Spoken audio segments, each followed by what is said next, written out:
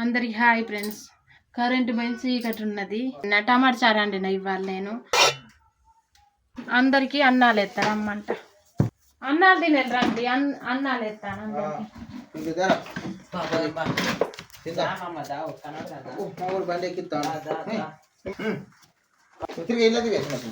Current పోయింది అత్తదరా అదా current ఇవాళ రాదు దుమారం వచ్చి చెట్లు పడ్డాయి అంటారు. మెల్లంగా కరెంట్ పోయింది అత్తదో రాదో డౌటే.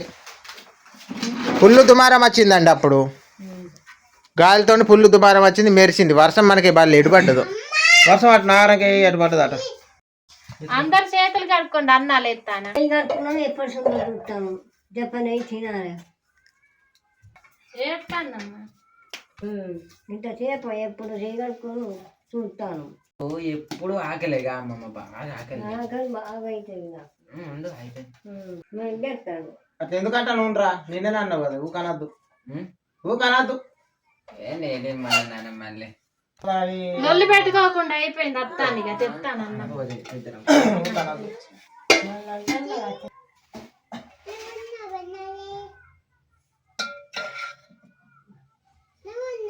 గంగలక్ష్మి అన్నం వేసే వరకు నాకు చల్లారిపోతుంది. అయిపోయింది ఇక అయిపోయింది. చెప్తాను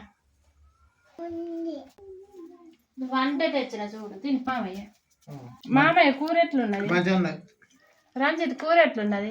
సూపర్ మంచిగా ఉన్నది. అమ్మ కూర ఎట్లున్నది? మంచిగానే చేసింది అమ్మ. తిను.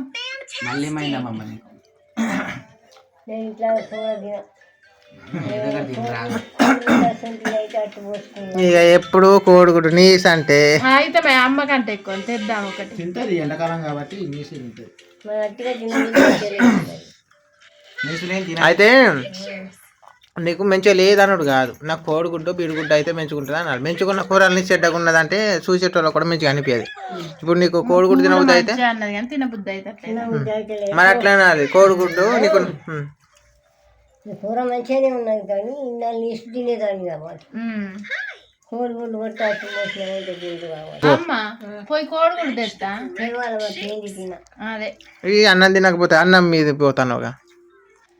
ఏం కదా అమ్మ కంటే ఎక్కువ నచ్చినాక తింటా. మరి గంగలక్ష్మి అయితే అన్నం మీద నుండే పోతాయి. పైసలు పట్టుకొని పోతా. అన్నం చేతనే పోతాంది. కోడి మరి నాకు తినబుద్ధి అయితే ఎక్కిన కానీ తింటాను. అందుకనే ఒక కోడిగుడ్డు తెచ్చినా ఇప్పు చేయి కడుక్కొని తెస్తా. తినదాన్ని ఎరికనా కోడి కూడా తెచ్చి పెట్టాను. కోడిగుడ్డు లేదు నాకు తినబుద్ధి అయితే ఏమో పోయింది కదా.